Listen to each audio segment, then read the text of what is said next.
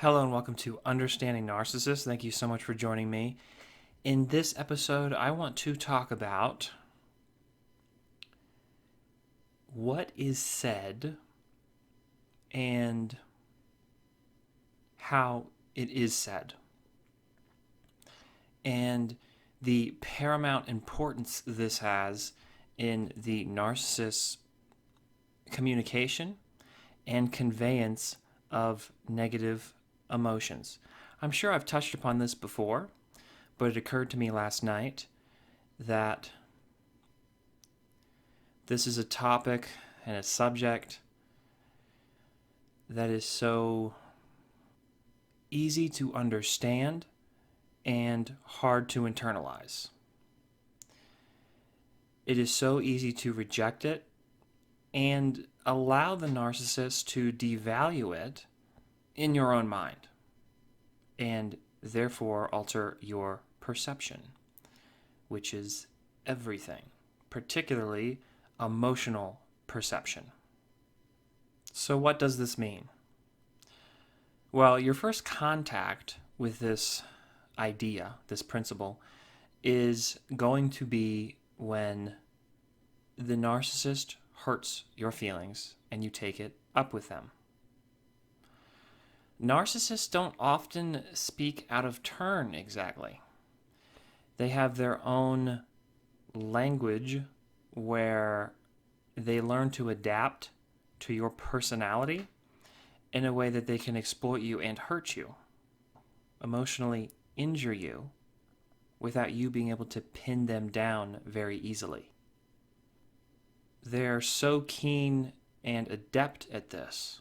They become so aware of how they can use you, and they get better and better over time the more they interact with you. They're kind of collecting data in a sense, and so they're able to assimilate that information and proceed in hurting you in a more effective way, in a more covert way. This is not entirely new. I've talked about this before. However, the concept that keeps arising, and one that I've had to deal with so much in my own life, and when I talk to you and other people like you who've had a similar experience, what happens is I get the sort of universal narcissistic response, which is they said something, they meant it a certain way, and you took it a different way, an incorrect way, an inappropriate way, and therefore it is invalid. What this is supposed to do is set everything on a rational and logical footing so that their words, their language means something very specific, and it's well defined. It only means that. The issue with that is that language is very expressive. It's not terribly logically efficient. And what that means is that there are so many things they're able to convey and impose upon you and make you feel a certain way, and that they're hoping they can bank on the idea that because their language is logical or supposed to be logical, then there isn't a problem, because what you're feeling and how you've been hurt is incorrect. It is not their problem, and it is not their fault. Even if it's a pattern of theirs and they do it to people day in, day out. You're unlikely to find that out until later on, because they will isolate you and you're not going to know about the other people. But there are other people. Believe me. There has to be. There's always more. Emotional invalidation is the invisible cornerstone of emotional abuse and dysfunction. It has to be there. And it has to go unnoticed. Because it has to function, but it cannot be acknowledged. And that's the crux, the origin of the issue. Now, how the narcissist got to that point, or any other emotionally abusive person, that's a much harder thing to ascertain, to figure out. But needless to say, that the censorship of the emotional channels and communication will be defective in some way when there's emotional abuse going on. If the relationship you have with a narcissist was completely voluntary, none of the stuff I just described would be going on. There would be a really a fantastic emphasis on how you feel when you communicate with them, figuring that out and bringing that to light. Because that is a concern. That's, in a sense, that's really the purpose of language, the expressive purpose of it. I'm not trying to get into linguistics now, but the way that they're portraying their communication and really trying to couch it in it's an entirely logical, communicative interaction. It's just really wrong. It's not really scientifically correct in itself. Will you buy it initially? Does it seem reasonable? It sure does. Like, that's all they're doing. There's nothing else they're trying to convey on you. And, not surprisingly, it's all your fault if something goes wrong. And what I'm trying to say here is that it's kind of the opposite. In that, in communication, it's the emotional expression that you're exchanging with people a lot of times. It's not just information, it's yourself. It's them. It's a mutual and hopefully agreeable activity. Yes, there's information involved. Yes, that's the point. Just like how I'm trying to convey this information to you right now. Right? It's mostly informative, not my emotional expression. But I still have an emotional expression. So it's not that both aspects can't be emphasized at a particular time. Of course, it's informative. I'm trying to be informative right now, as opposed to telling you how I feel at this particular moment. It's just that in the personal interactions, the personal relationship that you have with a narcissist, it is completely wrong, in my opinion, that what they say is somehow more important than how they say it. Now, they certainly say mean things too, especially when they have to. Because sometimes they're pushed to their edge and they have no other choice but to be mean. Sometimes in a narrow way, because they can't be evil, they can't be bad, they have to be justified in it. But in your usual interactions with them,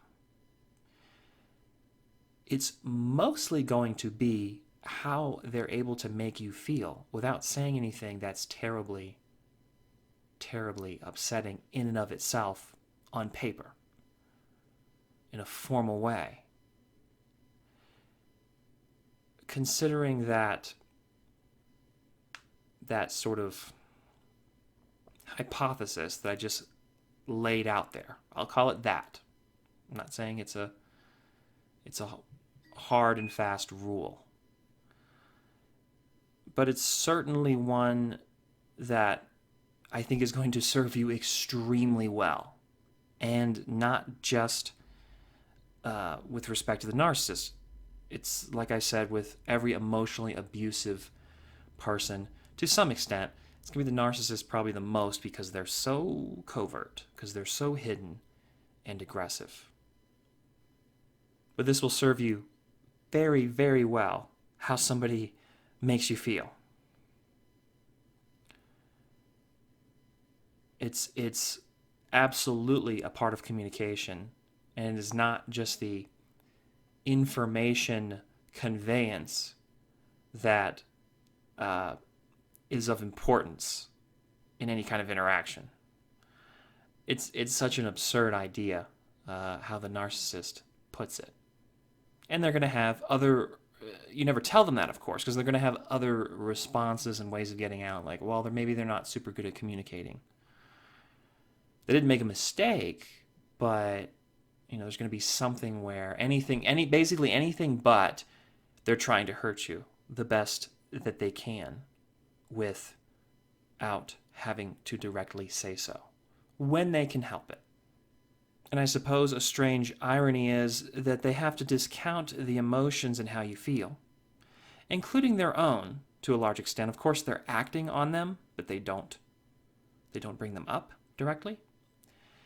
And they have to sort of throw your emotions to the side, yet they rely on them to live and function themselves.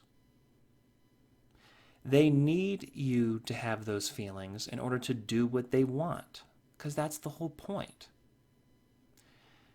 And so that's this invisible cornerstone where it has to be there, and you have to not acknowledge it.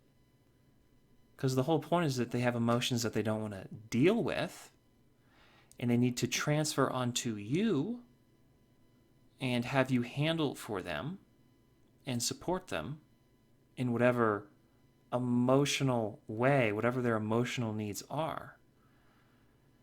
And you are expected to conform to them and meet their needs and not acknowledge that there is a terrible problem. And if there is a terrible problem, there's a terrible problem with you and how you feel, because what you're feeling is illegitimate and unfounded. But what's actually going on is that what you're feeling is exactly right. It's exactly what's wrong that's going on with them. And it's that other emotional side of the communication, the emotional conveyance, that is so important and is giving you all the warning signs that this person is hurting you.